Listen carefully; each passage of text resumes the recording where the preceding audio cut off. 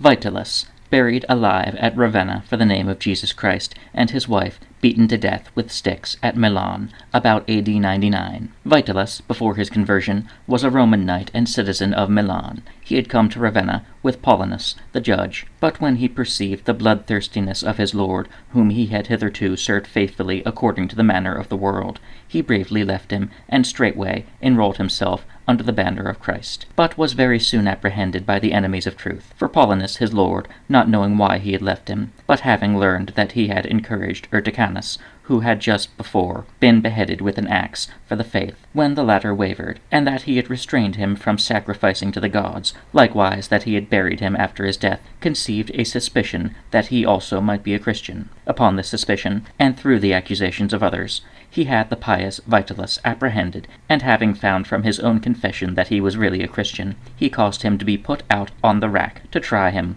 whether he would not apostatize for Christ. Thereupon Vitalus addressed Paulinus, the criminal judge, in these words: "You must certainly be deprived of your reason to think that I should be deceived by you and brought to eternal suffering in soul and body, while I have sought to deliver others from the danger of delusion." A wicked heathen priest, perceiving that he adhered firmly to Christ, and would in no wise do honor to the gods, advised Paulinus to bury Vitalus alive. Paulinus, following the evil suggestion of this priest, had a deep pit dug down to the water, at the place where the Christians were usually executed, called Ad Palmum, because a palm tree stood there, and had Vitalus buried in it up to the middle of his body, and then covered up with stones and earth. Now when Valeria, the wife of Vitalus, after the death and burying alive of her husband, returned home from Ravenna to Milan, where she resided, and had her children, she could not remain concealed long, and made herself known to be a Christian woman, for when she was constrained to eat of that which was offered to idols, she very steadfastly refused and resisted, yea,